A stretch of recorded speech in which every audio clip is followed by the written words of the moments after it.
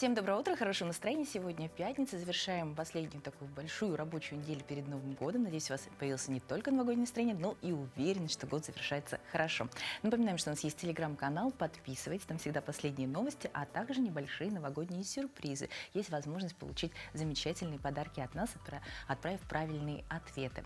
Поэтому загляните, посмотрите, подпишитесь и будьте в курсе последних новостей, отличного настроения и возможности получить хороший подарок. Ну, а прямо сейчас поговорим о погоде. Итак, в заречных районах сегодня 49-38 ниже 0, в центральных 51-44 со знаком минус, южных 43-37, морозы в Вилюйских группе 47-38 ниже 0, в Нижнеленских минус 49, минус 45, в западных 48-27 со знаком минус, в Колымо-Индигирской группе Улусов 44-31 ниже 0, в Янских минус 49, минус 39 градусов, на северо-западе 36-29 со знаком минус. Температура воздуха в Якутске в 6 часов утра составила 48 градусов ниже 0, атмосферное давление 768 метров ртутного столба, ветер юго-восточный от 1 до 2 метров в секунду. Сегодня днем в столице облачно, без осадков, ветер также юго-восточный от 1 до 2 метров в секунду. Температура в Якутске днем минус 43, минус 41 градус. Но уже видно такие морозные кадры.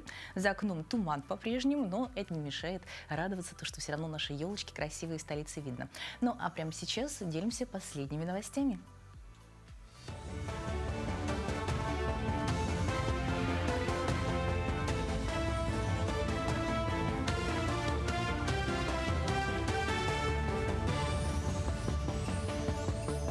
Доброе утро, Якутия. Последние новости к этому часу.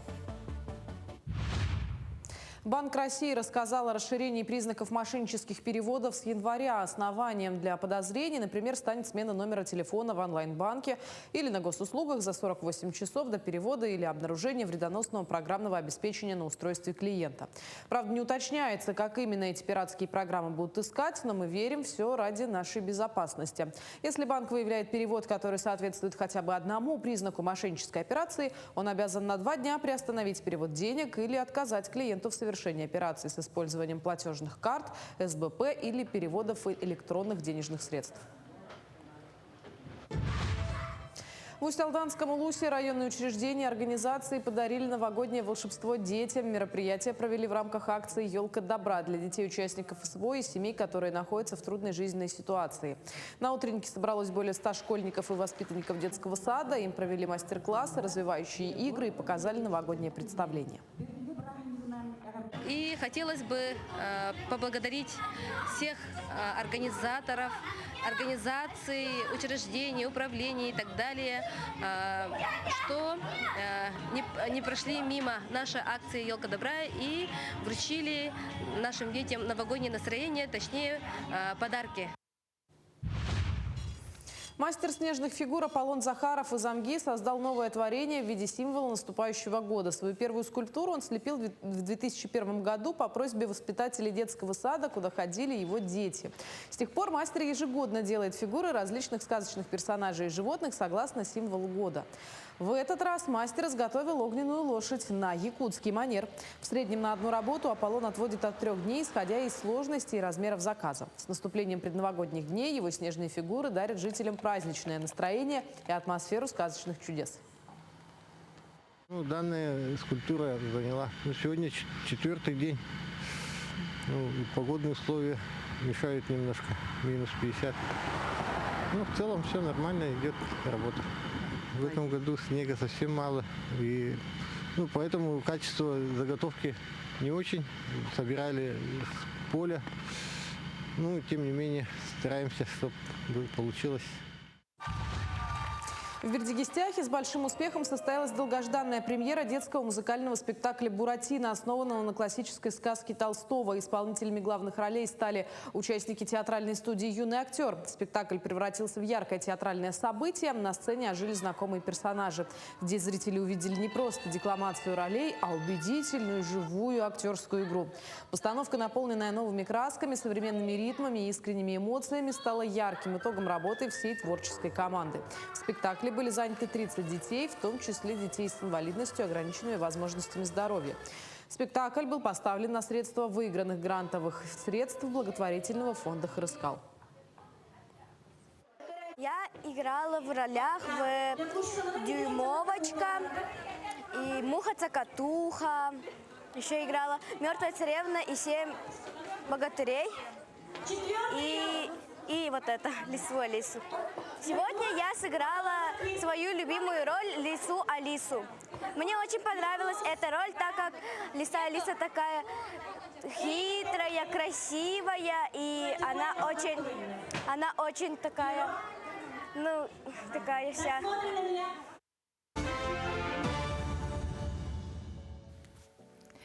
Мы продолжаем делиться хорошими новостями. На портале электронных госуслуг Якутия Е-Якутия заработал новый сервис – объединенный платежный документ. Теперь все коммунальные услуги можно оплатить в один клик быстро и удобно. Как сообщает Госпаблик Министерства предпринимательства Республики Саха-Якутия, сервис объединяет все платежи за коммунальные услуги в один документ, позволяет передавать показания счетчиков и хранит историю оплат. Достаточно авторизоваться через госуслуги и добавить свой адрес. Оплачивайте коммунальные услуги легко и безопасно на сайте Е-Якутия.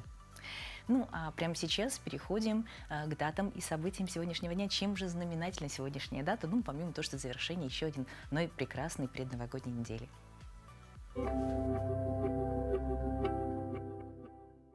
На календаре 26 декабря. Сегодня отмечают День подарков, День войск противовоздушной обороны сухопутных войск России. По народному календарю Евстратиев день, ведьмины посиделки. С Евстратия было принято следить за погодой в течение 12 дней. Каждый из них предсказывал погоду на свой месяц, начиная с января. Также в народе верили, что в этот день ведьмы собираются на посиделки и держат совет. Поэтому на Евстратия нельзя сквернословить, иначе ведьма может упасть с неба прямо на голову. Этот день в истории. В 1783 году продемонстрирован первый в истории прыжок с парашютом с высоты. В 1812-м солдаты разгромленной армии Наполеона покинули пределы России. В 1825-м в Санкт-Петербурге произошло восстание декабристов. В 1898-м Мария и Пьер Кюри впервые получили радий. В 1991-м – день распада СССР. В этот день родились Надежда Ламанова, российский и советский модельер-художник театрального костюма. Ральф Норман Энджел, английский публицист, пацифист, нобелевский лауреат. Мао Цзэдун, китайский государственный и политический деятель, основатель КНР. Михаил Боярский, советский и российский актер театра и кино, певец, телеведущий, народный артист РСФСР. Именины отмечают Александр, Алексей, Анастасия, Аркадий, Арсений, Василий, Владимир, Гавриил, Герман, Григорий, Евгений, Емельян, Иван, Николай, Орест и Яков.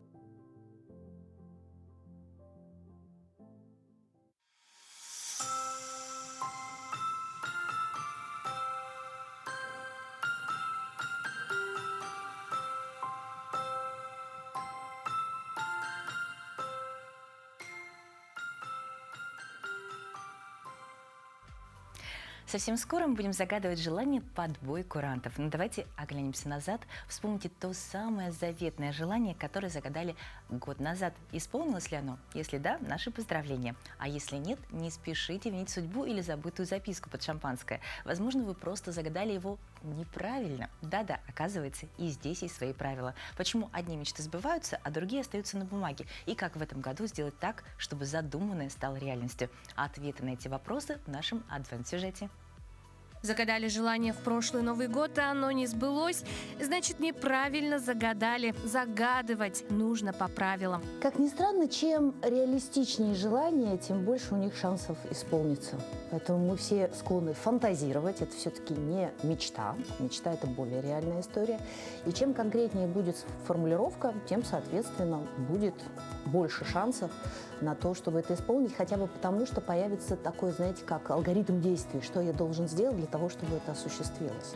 Придется вспомнить грамматику. Никаких отрицательных конструкций. Загадывая желание, никогда не используйте частицу «не». Вместо «не хочу болеть», «хочу быть здоровым». А еще лучше говорить в настоящем времени. Я полон сил, я успешен, я прекрасно выгляжу и счастлив. Очень часто люди приходят и рассказывают про то, как они не хотят, чтобы что-то было. И всегда вопрос очень трудный: а что вы хотите вместо этого, как бы по-другому? И это действительно является таким такой отправной точкой, когда ты начинаешь что-то делать действительно по-другому. Потому что избавиться от чего-то не значит взамен что-то приобрести. И когда ты формулируешь именно в таком контексте, тогда все действительно становится реально. Понятное дело, что просто лежать и ждать, что само случится, вряд ли это происходит, но тем не менее действительно появляется какой-то план, в котором я могу что-то делать. Если боитесь, что в самый ответственный момент запутаетесь, напишите. Ведь все мы в детстве писали письма Деду Морозу, и желания исполнялись. Вырежьте из бумаги снежинку и напишите на ней желание. А потом отправьте ее в полет с балкона или сожгите. Новогодняя ночь не может обойтись без волшебства. Когда бьют куранты, время замирает. И даже самые отъявленные скептики в этот момент загадывают желание. Вообще мы все склонны к тому, чтобы верить в чудеса. И даже самые-самые скептики, все равно бывают какие-то события, которые не могут объяснить, и поэтому это как-то все-таки уходит в какую-то мистическую часть. И поэтому каждый Новый год, это, знаете, это как черта. Просто Новый год – это праздник, это уже культурно обусловленная история. Но вообще у нас у каждого там день рождения или еще какая-то черта, где мы подводим итоги и надеемся на то, что дальше будет лучше, интересней. Так что не стоит винить звезды или судьбу, если желание не сбылось. Возможно, оно просто ждет от вас более четкой и грамотной формулировки. Воспользуйтесь этими несложными правилами в этом году. Загадайте свое желание не как смутную мечту, а как четкий план для собственного подсознания. И тогда в следующем декабре вам будет что вспомнить с благодарностью. Катерина Винокурова, Виктор Дичковский, Якутск. Мне кажется, самый замечательный тоже адвент. Екатерина нам рассказала все, что можно, как же правильно сделать наше желание таким, чтобы оно непременно сбылось. Но прямо сейчас мы продолжаем наше путешествие по республике и России и перемещаемся в Байкал, где к Новому году готовятся как к большому важному делу, общему для всех. Не только Дед Мороз со Снегурочкой отвечают за праздник в этом году. Кто настоящие волшебники, как создается ни на что не похожая новогодняя атмосфера, знает Алена Боровкова.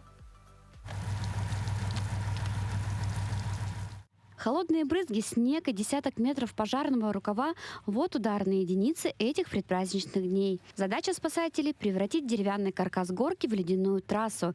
И это не пожарное учение, а миссия по созданию праздника для маленьких айхальцев. Зимний аттракцион на центральной площади возводят в считанные часы. Подготовка к Новому году в поселке началась с торжественной ноты. Украшением соборной площади стала аллея правнуков Победы, где установленные ко Дню Героев Отечества светящиеся деревья и звезда теперь создают предпраздничную атмосферу. Это не просто светодиодные конструкции, а это символ преемственности поколений, именно наши дети, которым предстоит сохранить, передать историческую правду о подвиге нашего народа и о подвиге наших героев. Праздничное убранство постепенно охватывает и другие уголки Айхала. Елка, Дед Мороз и Снегурочка и фотозона с главным символом нового 2026 года украсили здание аптеки. Фасад расцвел красками праздника. К Новому году подготовились основательно, добавили праздничную иллюминацию. Три белоснежные фигуры оленей органично вписались в пейзаж парка здоровья. Кажется, будто только что вышли из лесной чащи на огни поселка. И теперь у них новая миссия – не тянуть сани Деда Мороза, а дарить новогоднее настроение каждому, кто сделает с ними кадр на память. Не осталось в стороне и предприятие тепловодоснабжения, включившись в предпраздничную суету. Гирлянды и сверкающие композиции украсили входную группу. Марина Миронова вносит последние штрихи. Готовит участок к конкурсу на лучшее праздничное оформление. Наш конкурс проходит среди участков Айхальского отделения. Подведение итогов будет 23 числа. Сейчас все готовятся к конкурсу, украшают, кто как может. Мы, конечно же, рассчитываем на призовые какие-то места. Стремление сделать поселок ярче и уютнее в канун праздника объединяет айхальцев. В новогоднюю ночь жители Айхала не увидят салют, но это не значит, что небо над поселком останется темным. Его озарит тысячами огней праздничная иллюминация. Ведь главное волшебство не в хлопушках, а в общем ожидании чуда, которое уже витает в морозном айхальском воздухе. Алена Боровкова, медиакомпания «Алмазный край». По-моему, же нужно проводить конкурсы, кто краше украсит свой город, свой поселок, и кто изобретательней подберет иллюминацию, потому что иллюминация везде красивая, везде сказочная, но вообще как сделать праздник зависит от человека самого. Вот, например, как сделать адвент-календарь. То есть не обязательно его делать только в декабре, можно и на январские праздники запланировать очень интересные события, и каждый день открывать окошко и выполнять задания. Особенно их стоит выполнять вместе. Ну, как сделать адвент-календарь своими руками, узнаем прямо сейчас.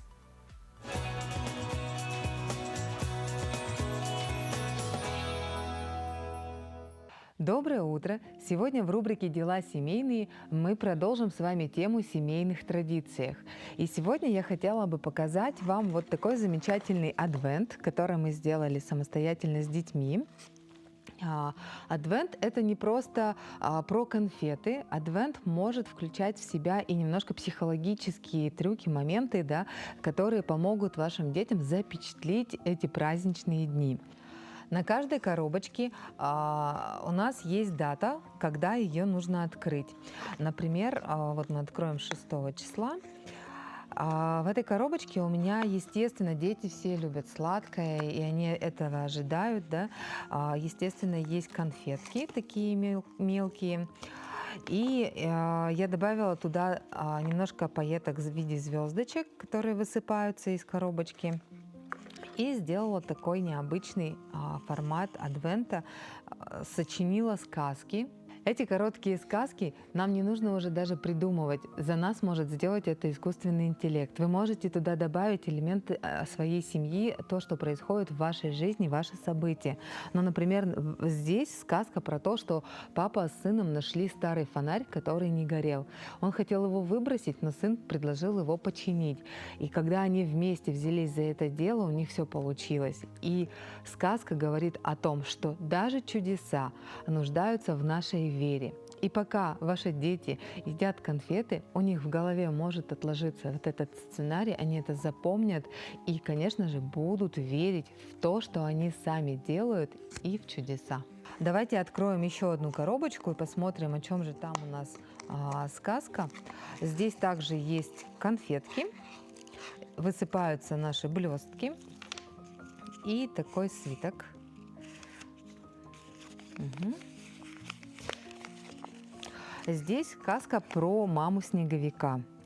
И, конечно же, она будет повествовать про любовь, про то, что соединяет даже на расстоянии. Несмотря на то, тут вот сказка про маму Снеговика, я сказала, тут маленькая Варя слепила Снеговика, когда мама и папа работали.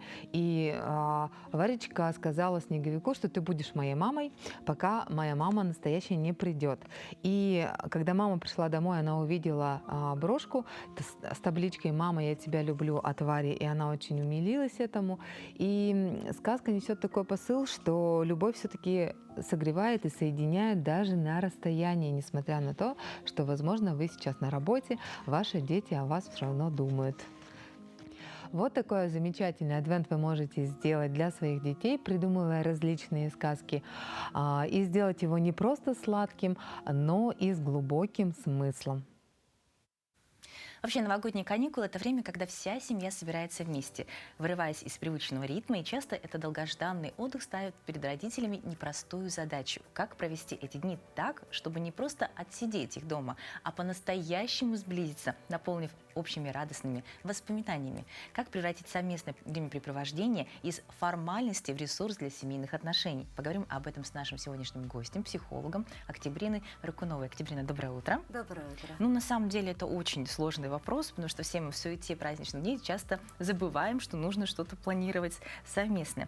И вот с точки зрения психологии, почему именно совместный, а не просто параллельный досуг так важен для ощущения единства семьи?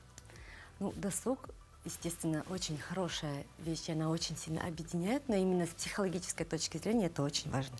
Во время того, как семья общается, разговаривает, когда они решают совместные задачи, когда решают совместные сложности, или когда у них есть общие шутки, они формируют именно единство, формируется мы, и вот именно ощущение внутри семьи. Особенно это важно для детей. Также, конечно, они, когда вот именно цифровизация сейчас идет, да, очень мало мы уделяем время, детям нету времени, и мы постоянно с ними контактируем обычно онлайн и редко очень хорошо душевно общаемся. Но это формирует доверие и безопасность для того, чтобы дети потом смогли вырасти и пойти в этот мир, уже пообщавшись со своими сверстниками, братьями, сестрами, с родителями. Это мини-мир, который формирует их подготовку к будущей жизни. То есть как мы будем здесь взаимодействовать, очень имеет большое значение, чтобы они потом были конкурентоспособны в жизни. Ну, часто мы сталкиваемся особенно со старшими детьми, то есть это подростки, которые ничего не хотят, им ничего не интересно, и вовлечь их в какое-то общее занятие очень сложно, потому что они сопротивляются, огрызаются и вообще не испытывают такого большого желания, как будто бы. Хотя потом в процессе замечаешь, что им тоже очень интересно, и они поддерживают инициативу. Вот как сделать это более мягко, чтобы конфликт не перерос в негатив для всей семьи? Да, действительно, сейчас в данное время подростковый возраст подразумевает именно развитие, взросление. Они сепарируются, они доказывают, что они взрослые и самостоятельно могут общаться. И в этот период в основном это общение со сверстниками, это их приоритет. Они больше общаются со своими, поэтому слишком сильно налегать на них, слишком сильно давить, прямо говорить о том, что вот тебе надо, ты должен, вот этого вот не стоит делать. А гораздо важнее, когда мы именно от хобби подростка подходим к тому, чтобы просто с ними реально на их интересах, на их уровне уже взаимодействовать, общаться. И если им что-либо нравится, конечно, присоединяться к ним, предлагая при этом что-то свое. И если им будет интересно, они, конечно, обязательно присоединятся. А вот что вы назвали бы объединяющим досугом? То есть, ну, в нашем понимании, это, не знаю, пойти вместе на каток. Вот, ну, с учетом условий, бывает это сложности. А в домашних условиях что можно предложить? Ну, вообще, конечно, зависит от возраста. Да? Если у вас разновозрастные дети, то это один момент, но все равно, в основном, конечно, большинство, оно одинаково. И да, действительно, у нас сейчас с погодными условиями не очень, поэтому мы в основном дома занимаемся, например, какими-либо играми, которые могут подойти, допустим, от 3 до 10 лет. Это игры, например, могут быть как квесты, да? То есть какие-то подвижные игры дома. Они могут, например, быть, там, не знаю, проползи как черепаха, там, с подушкой на спине. Ну, что-то такое, не такое активное, но при этом все равно, чтобы было движение. Также, чтобы ребенок был заинтересован. Ну вот у нас такие карточки есть. Расскажите немножко, вот как варианты. Игр очень много с карточками. Да. Вот конкретно ваше предложение. Ну вот именно как психолог я бы рекомендовала, конечно, все равно вот именно по общению, чтобы ребенок был...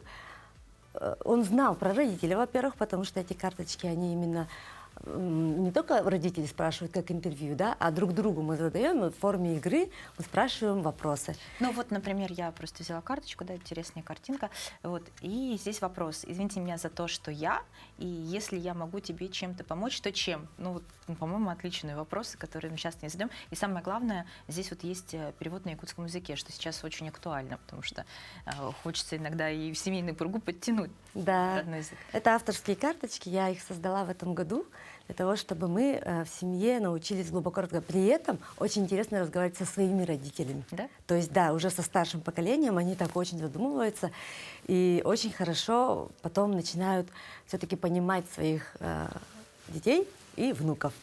И наоборот. Ну, здорово, игр очень много, и если удается вовлечь в игры, это прекрасно. Но что делать, если дети погружены в цифровые носители? Есть ли какие-то цифровые аналоги, которые можно применить и постепенно вытащить своего ребенка из сети? Ну, вообще, как бы такой задачи вытаскивать из сети, чтобы это было на долгосрок, конечно, у нас такого нету, но на определенный период, конечно, мы можем это сделать. Но, опять же, я бы сказала, что это можно прям применить, наоборот, в помощь. То есть родитель пытается сделать иногда компьютер там врагом, но, по идее, наоборот, он может прям сесть, вместе поиграть и вот это внимание восполнить с ребенком, именно то, что он, например, играет, в это тоже поиграть, и потом уже перенести его на что-то другое, да, но, ну, как я сказала, да, это обычно настольные игры, это обычно, например, какое-то творчество, очень нравится детям обычно заниматься творчеством, кулинарные какие-то поединки можно прям дома делать, например. Также можно снимать даже свое кино, вот именно в интернете, например, там семейные рилсы, да, очень сейчас стали популярны. У меня, например, у дочки там очень много подписчиков, и я очень рада, что мы в этом плане тоже сходимся, общаемся именно на эту тему, да, схожесть вот какая-то есть. Ну и, соответственно, конечно, дети видят своих родителей, меньше, конечно, цифрового именно от себя нужно, да, чтобы мы не сидели сами все время в телефоне. И тогда дети будут уже активничать рядом с нами, если мы будем там что-нибудь делать, как лепить пельмени там, или там какие-нибудь интересные занятия сами для себя В общем, мы придумаем. приходим к общему, что нужно начинать с себя. Моя мама придумывает квест. Я ей очень благодарна, квест. И вот в прошлый раз она придумала квиз. Сама из интернета взяла вопросы и сделала викторину а-ля там «Кто хочет стать миллионером?»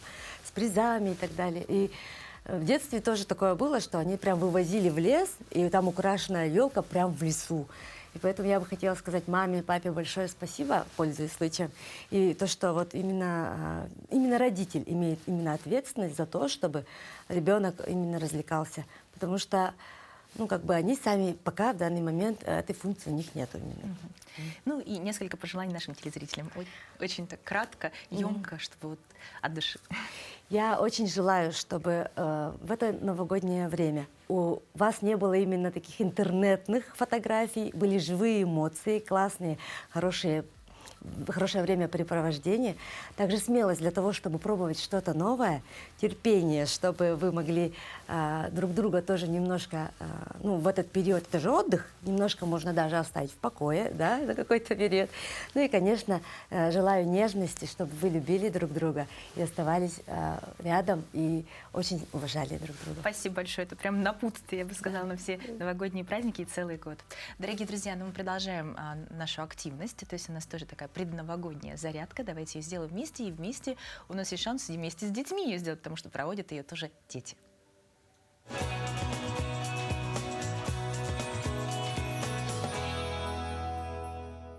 Всем доброе утро. Сегодня будем делать танцевальную разминку. Ножки ставим шире плеч, руки на пояс и начинаем. В наклон вправо. Раз, два, три, четыре.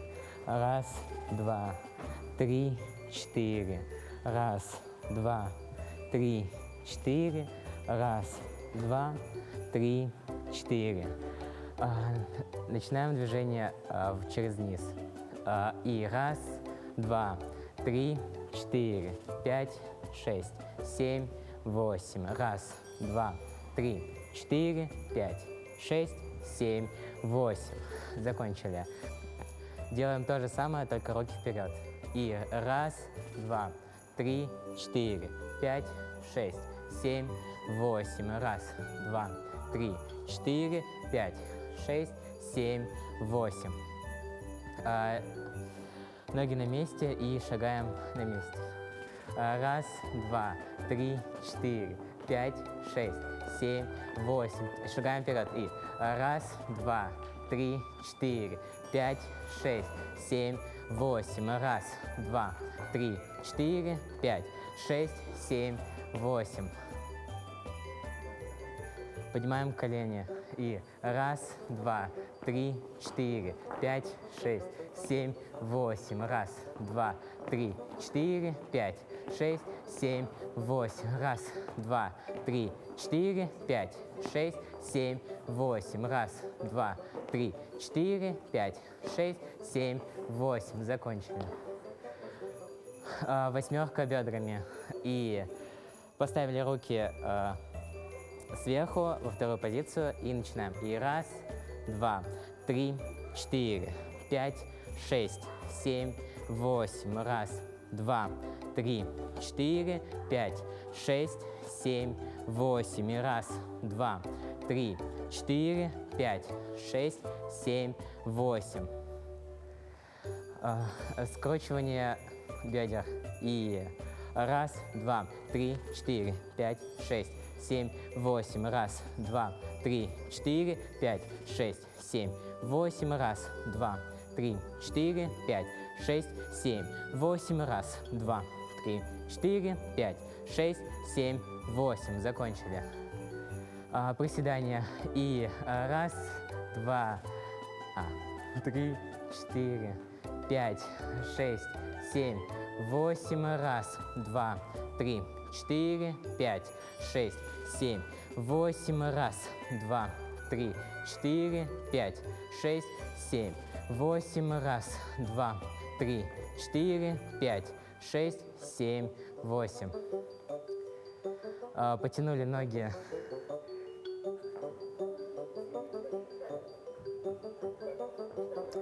И другую.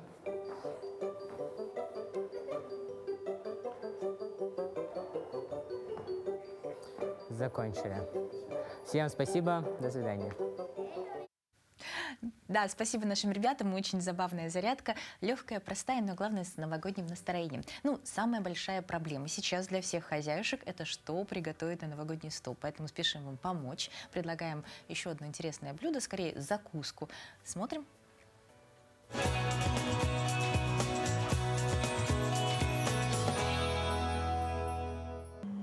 Доброе утро! Сегодня в рубрике «Блюдо дня» я представляю вам творожный сыр и его виды. Итак, творожный сыр также готовится из фермерского молока, пастеризуется, вносятся закваски, фермент и вот так вот перемешивается и формируется сырное зерно в течение 12 часов.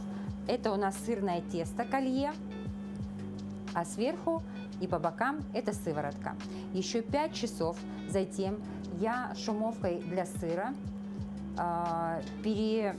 буду перекладывать в лавсановый мешок, ставить под груз, и будет стекать сыворотка. Чем дольше будет стекать сыворотка, тем плотнее будет творожный сыр. Итак, творожный сыр, какие виды его бывают? А виды бывают разные. Ну, самый первый вариант, когда мы вот отдренировали творожный сыр в лавсановом мешке под прессом, и у нас получается вот такая творожная гладкая масса.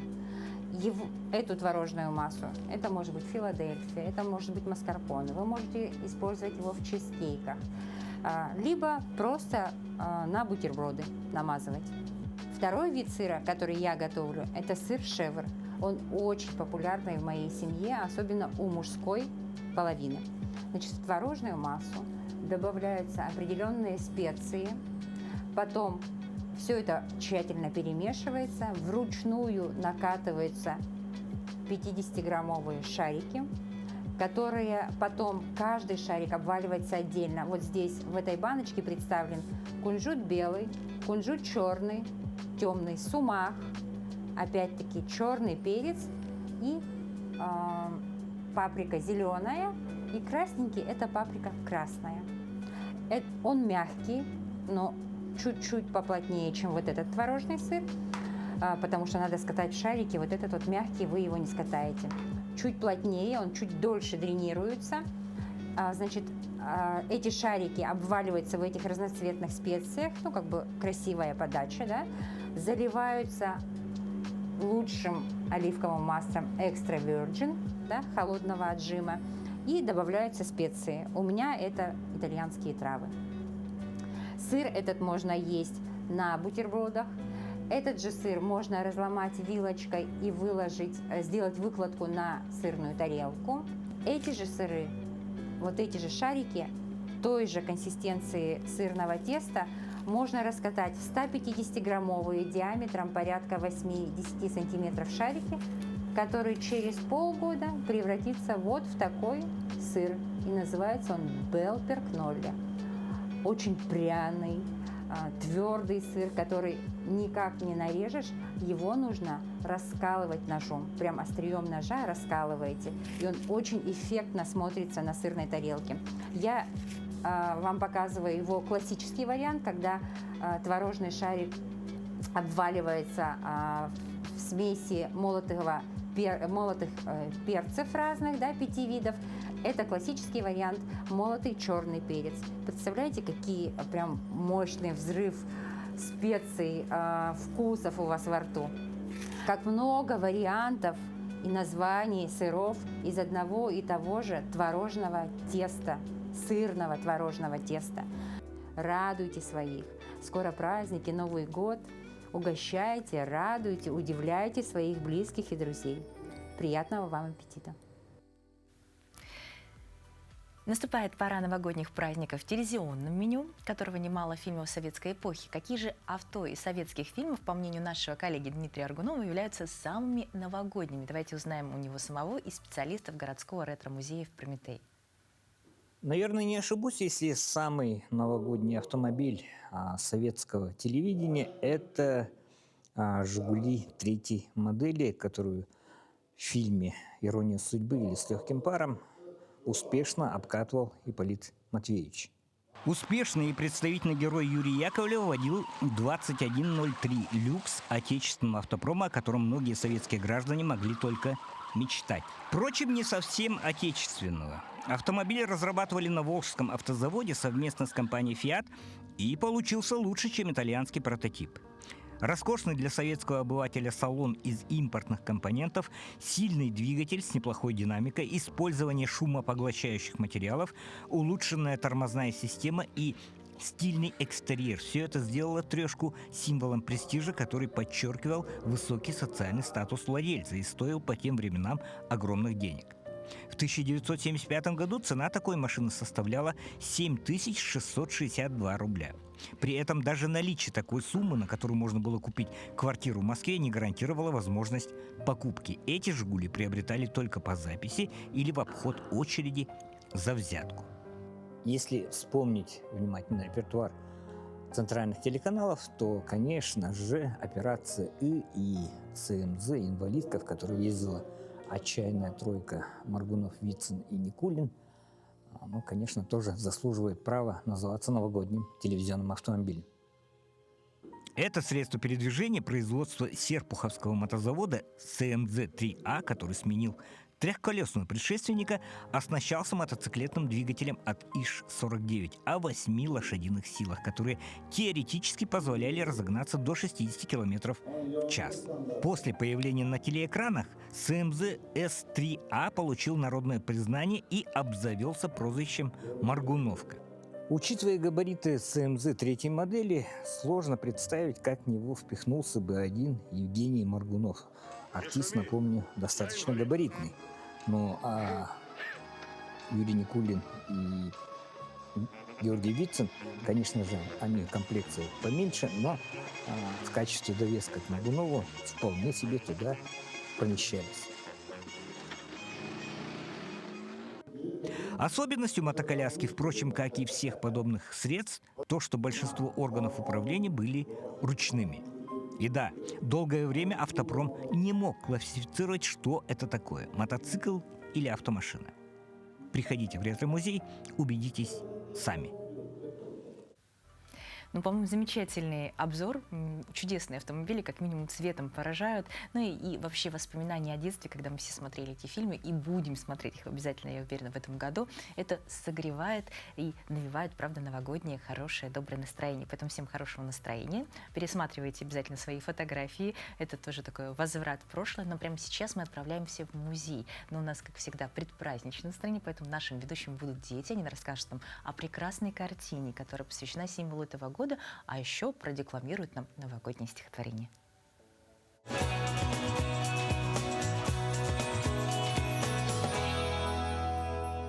Дорогие ребята, вы догадались, почему сегодня я стою возле портрета якутской лошади художника Александра Ходулова? Конечно, ведь совсем скоро наступит Новый год, который по восточному календарю пройдет под знаком огненной лошади. Мастер с особой любовью изобразил на фоне изгороди якутскую лошадку, особо почитаемую народом Саха. Без нее невозможно представить жизнь на севере, ведь ей не страшен самый лютый мороз. Она сильная и выносливая, и в то же время грациозная. Она кормит, одевает и перевозит человека, сама добывает себе пищу под глубоким снегом. Портрет вызывает самые теплые чувства.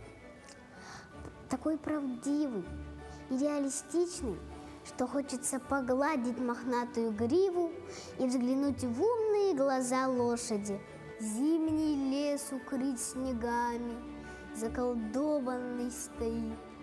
Вместе с буйными ветрами лошадь резвая летит. Вот замахнет лошадка гривой, и наступит год счастливый.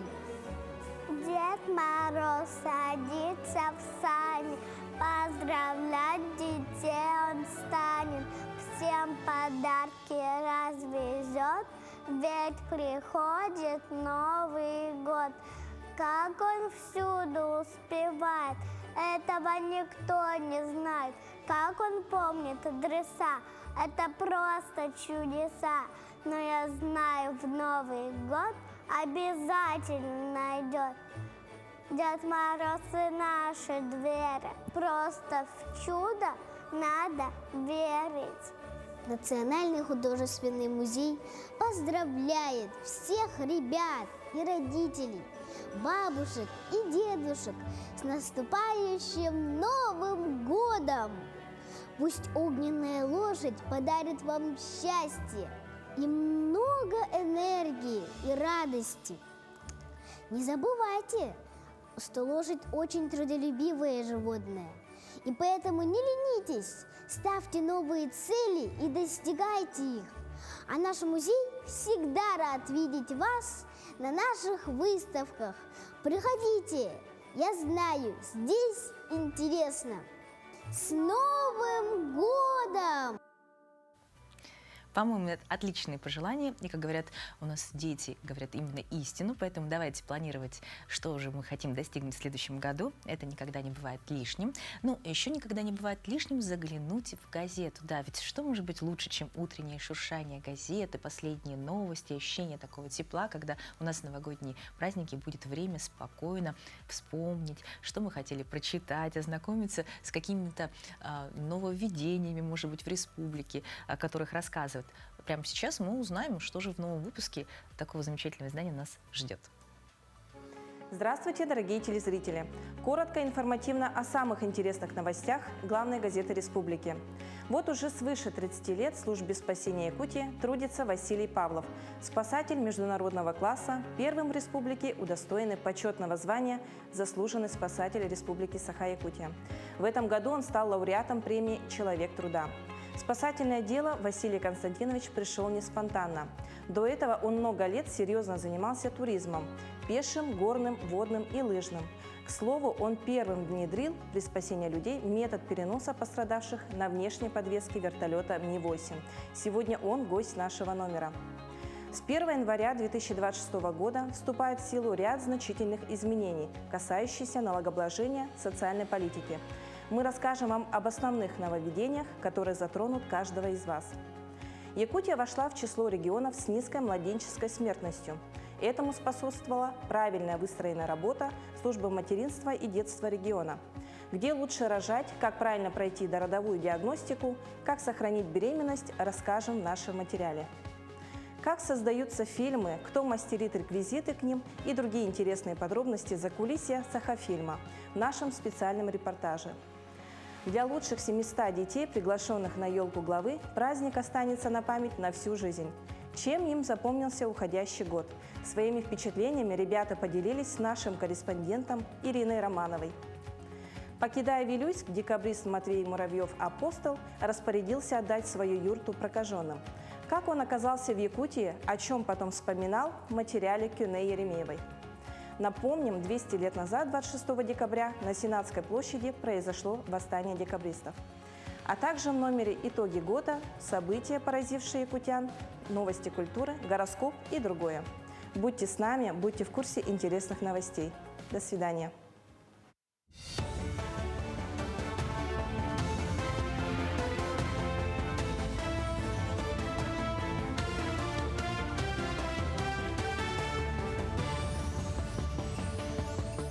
Мы продолжаем освещать самые заметные события. Доброе утро. 4 района Якутии определены зонами падения частей ракет-носителя. Жители этих районов просят не посещать леса и не покидать территории населенных пунктов. Запуск ракеты-носителя «Союз-2-1Б» с космодрома «Восточный» запланирован на 28 декабря в 22:18 по местному времени для выведения на орбиту 2 спутников АИС-2Т. Для обеспечения полной безопасности временному контролю и наблюдению подлежат Алданский, Алекминский, Вилюйский и Верхневилюйский районы. В день пуска ракеты необходимо воздержаться от организации любых промысловых, хозяйственных или туристических мероприятий. В Якутске состоялось заседание коллегии Министерства строительства. Якутия установила рекорд. В этом году вводы жилья вышли за планку 800 тысяч квадратных метров. В Минстрое подвели итоги за уходящий год. Введены 34 социальных объекта по разным направлениям. По различным нацпроектам много объектов здравоохранения. Итоги реализации программы переселения: расселили уже более 50 тысяч человек. В следующем году ожидается увеличение финансирования. Более 700 граждан по итогам обеспечили социальными выплатами для жилья.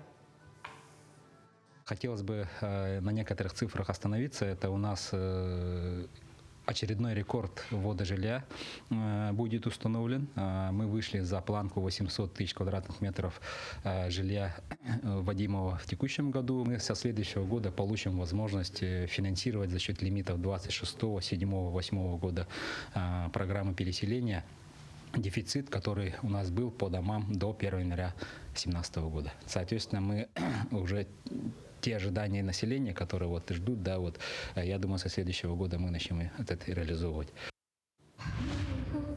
В Якутске третий завершающий день чемпионата республики по художественной гимнастике. Вчера определились чемпионки в личном многоборье. А сегодня групповые упражнения. Особое внимание к выступлению младшей сборной Якутии, которую лично отбирала олимпийская чемпионка и главный тренер Ксения Дудкина. Эти девочки тренируются в Москве, уже блестяще отыграли с булавами, но сейчас перед ними новый, второй вид упражнения с лентой. По итогу всего турнира будет сформирована сборная региона для поездки на чемпионат Дальневосточного федерального округа в феврале следующего года.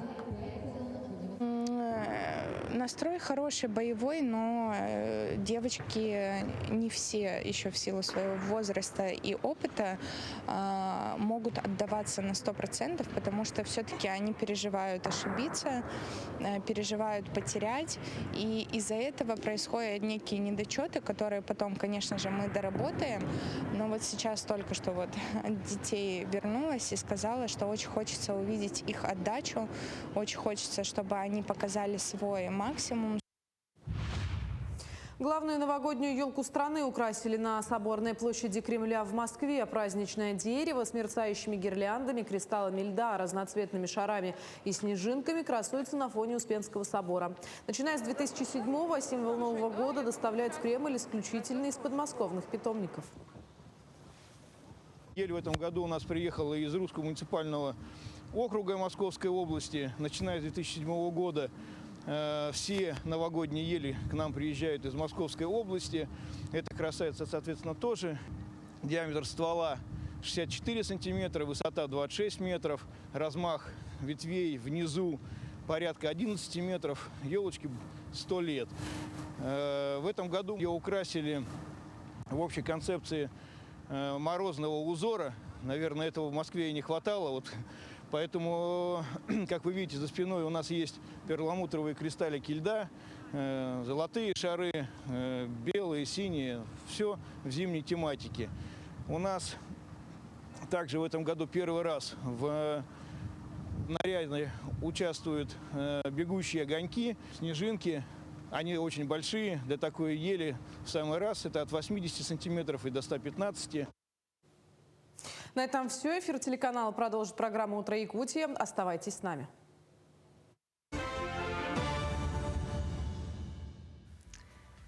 Ну, прекрасные у нас ели по всей России, очень чудесные елки. Мы с вами попутешествовали не только по России, но и по Якутии, где не менее красиво украсили, получается, площади. Ну, а сейчас хочу вас порадовать. У нас в телеграм-канале проходит небольшая, но приятная игра. Ее приз – 2 пары билетов на спектакль «Примадонны». Вам нужно ответить на один простой вопрос. В пьесе «Примадонны» есть 2 персонажа, которые решаются на грандиозную авантюру. Как зовут этих 2 джентльменов?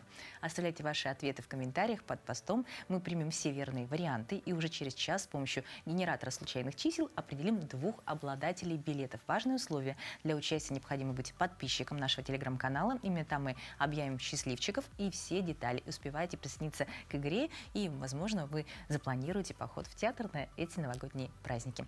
Ну а прямо сейчас Как всегда, очень приятно. Филармония Якутии – это не просто концертная площадка, а целый творческий мир со своими традициями, проектами и, конечно, людьми. О том, как живет этот мир изнутри, о главных событиях сезона не только мы поговорим с Леонидом Анциферовым, солистом филармонии, отличником культуры Республики Саха-Якутия. Доброе утро. Доброе утро. Ну, всегда вас приятно видеть на сцене, не менее приятно в гостях. Спасибо большое. Итак, с какими итогами филармония в этом году приходит? Вот буквально недавно мы разговаривали с руководителем нашей филармонии, с Туярой Игоревной Пестряковой. Она сделала нам такой небольшой неформальный отчет, сказала, что все государственные задания этого года у нас выполнены, что показатели у нас хорошие. Вот этот год мы завершаем очень достойно. Ну, собственно, мы, конечно, ожидали там немножко большего, но то, что не получилось, не получилось. Ладно, это не по нашей вине. Будем надеяться, что 26-й год у нас будет более результативным. Есть же какие-то такие грандиозные проекты, потому что в филармонии есть уже классический проект, к которому мы предновогодние привыкли. Это, конечно, фильмы, музыка из фильмов, мультиков. Да. Ну, знаете, у нас традиционно концерты под занавес года, так сказать, проходят на новогоднюю, рождественскую тематику. И по уже такой доброй сложившейся традиции у нас постоянно все билеты проданы. Я, к сожалению, не могу сейчас сказать, есть ли билеты вот на концерты, на сегодняшний наш концерт 26 декабря. Это будет хоровой концерт в Римско-католической церкви на Курашова. И завтра, 27 декабря, в ДК имени Кулаковского будет концерт духового оркестра. Ну, тоже новогодний. Это всегда, да. Я не знаю, к сожалению, есть ли билеты еще. Если есть, то, пожалуйста, торопитесь покупать. В этом году у нас, поскольку я работаю в хоре, я могу говорить вот за наш хор, состоялось очень знаковое такое событие в конце мая, в начале июня. Мы ездили на пятый всемирный хоровой фестиваль в Шанхай. И привезли оттуда 3 очень хорошие награды. Да, нам дали золотой диплом в номинации «Светская музыка», серебряный диплом в номинации «Духовная музыка» и гран-при в номинации «Лучшее исполнение китайской песни иностранным хоровым коллективом». Ничего себе! Да, там было больше 100 хоров из разных стран. Ну, в основном, конечно, китайские хоры. Поэтому вот отдельно была вынесена такая номинация исполнения китайской песни. Но скажите честно, насколько было сложно учить? Учить было достаточно сложно, да, потому что все-таки не все у нас в хоре владеют китайским языком. Скорее перечислить нужно те, кто владеет. Да, у нас есть... Не, но я говорю, что те, кто владеет. Да, у нас есть коллега Саргалана Никифорова, она владеет китайским, она была нашим таким коучем. В экспресс-курсе. Да, буквально вот быстренько объяснила нам, как произносятся те или иные звуки, и ну что делать, пришлось выучивать и петь. Да, это была очень знаменитая в Китае песня «Цветок жасмина», «Моли Хуа» называется. Все китайцы ее практически знают. Я проверял в Якутске здесь. Напевали? Да, напевал китайцам, китайцы были просто в восторге. Здорово, когда так интересно. Ну, а личные итоги? Вот с каким настроением подходишь к концу года? Ну, этот год для меня лично был годом юбилейным. Я отметил небольшой свой юбилей. Ну, так скромно, проведя концерт. Скромно, да, проведя сольный концерт. У меня был один сольный концерт в Алдане с алданским оркестром. И потом осенью в рамках фестиваля «Северное сияние» ну, практически эту же программу я спел тоже с алданским оркестром, они приезжали сюда. По-моему, год прошел очень неплохо. Вот я надеюсь, что следующий год будет лучше. Ну, все мы надеемся. Да. Ну, и, конечно, традиционный вопрос. Как меняется новогодний заказ? Потому что все равно исполняешь что-то по просьбам, да? Вот что-то изменилось с годами, потому что всегда это классический репертуар под Новый год. Вот что-то самое интересное. Да, вы знаете, но дело в том, что новогодний репертуар несмотря на то, что кажется он такой очень большой, все равно он достаточно ограничен. Есть какой-то определенный набор Ну, в общем, мы очень подходим к тому, известных чтобы песен. тебя попросить спеть. Есть такой набор очень известных песен, которые всем нравятся, которые все слушают, которые все любят подпевать. Ну, там, за редким исключением, это уже отдельная совершенно история. Как-нибудь я потом это расскажу. Ну все, тогда давай что-нибудь, под что мы можем вместе с телезрителями тебе помочь. Ну, вы знаете, очень мне в последнее время нравится эта песня из кинофильма «Чародеи». Мгм. Вот, давайте попробуем спеть. Музыки у нас нет, поэтому будет исполнение акапелла. Хорошо. Остыли реки, и земля остыла, и чуть нахохлились дома. Это в городе тепло и сыро, это в городе тепло и сыро, а за городом зима, зима, зима. И уносят меня в звенящую снежную даль. Три белых коня, эх, три белых коня, декабрь, январь и февраль. И уносят меня в звенящую снежную даль. Три белых коня, эх, три белых коня, декабрь, январь и февраль. Ну что, я думаю, что все так же сделали, как и я. Спасибо большое, Леонид. Спасибо Очень большое. приятно видеть у нас в гостях. Желаем процветания филармонии, желаем еще ни одного личного концерта. Мы очень тебе. надеемся. Вот. Спасибо большое. И, конечно, до новых встреч. До новых встреч. Дорогие С наступающим. телезрители, вам хочется пожелать тоже хорошего настроения. Это завершающий рабочей недели наш эфир, поэтому успевайте исполнять все планы, пусть все обязательно реализуется. Не забывайте, что вы можете стать обладателем билетов, спешите их получить и успейте на концерт. Всем хорошего дня, улыбок, тепла от нас. И, конечно, присоединяйтесь к нам в понедельник.